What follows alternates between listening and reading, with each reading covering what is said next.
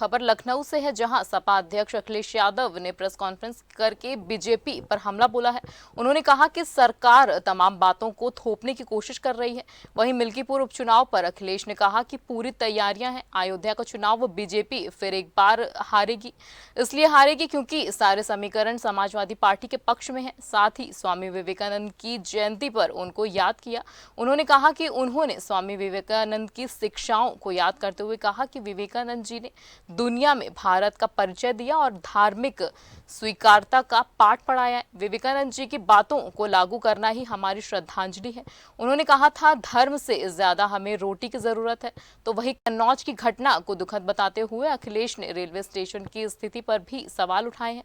उन्होंने कहा कि पुराने रेलवे स्टेशन को फिर से बेहतर बनाना चाहिए। जिस देश ने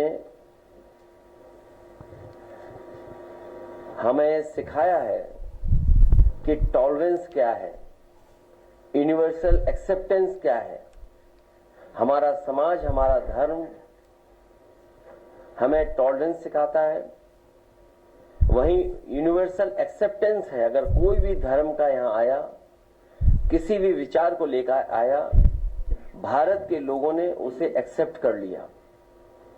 अगर उनके जीवन के बारे में जो हम लोग पढ़ते हैं, जहां आज ही की तारीख में उनका जन्म हुआ था 1863 में,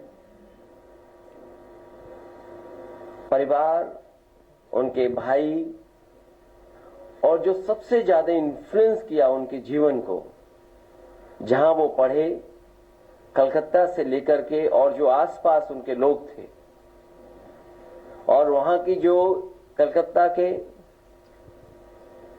जिस इंस्टीट्यूशन में पढ़े, वहां से इन्फ्लुएंस हुए। रामकृष्ण परमहंस उनके शिष्य बनकर के भारत का परिचय दुनिया में उन्होंने सबसे पहले दिया। इतना परिचय भारत का उस समय पर किसी और लीडर ने नहीं दिया होगा, किसी और स्वामी या संत गुरु ने नहीं दिया होगा जो स्वामी विवेकानंद जी ने दिया। कन्नौज में जो घटना हुई है, हम और आप लोग रेलवे स्टेशंस को अगर देखें तो जो अंग्रेजों के जमाने के बने हैं वो आज भी वैसे ही के वैसे मजबूत दिखाई दे रहे हैं। आज भी उनमें कुछ बिगड़ा नहीं है। अगर हम उन्हीं स्टेशनों को आज के समय की परिस्थितियों के हिसाब से रिस्टोर कर दें तो शायद और अच्छे हमारे रेलवे स्टेशन दिखेंगे। जो कन्नौज में रेलवे स्टेशन या उसकी शटरिंग या जो बनते समय चीजें गिरी हैं, जिसकी वजह से बड़े पैमाने पर मजदूर दबे, भगवान की कृपा है कि किसी की अभी तक जान नहीं गई है। हमें उम्मीद है कि सरकार पूरा इलाज कराएगी।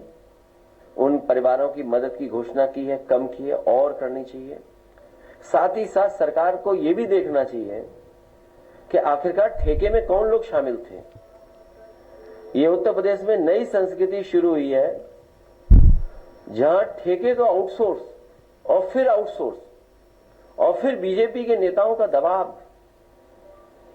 तो जहां ठेकेदार अपना प्रॉफिट के लिए किन किन चीजों से कंप्रोमाइज कर रहा है और जिन मानकों को और जिस सेफ्टी के साथ हमें काम करना चाहिए, हम उस सेफ्टी भी मजदूरों को नहीं दे पा रहे हैं, जिसकी वजह से घटनाएं हो रही हैं।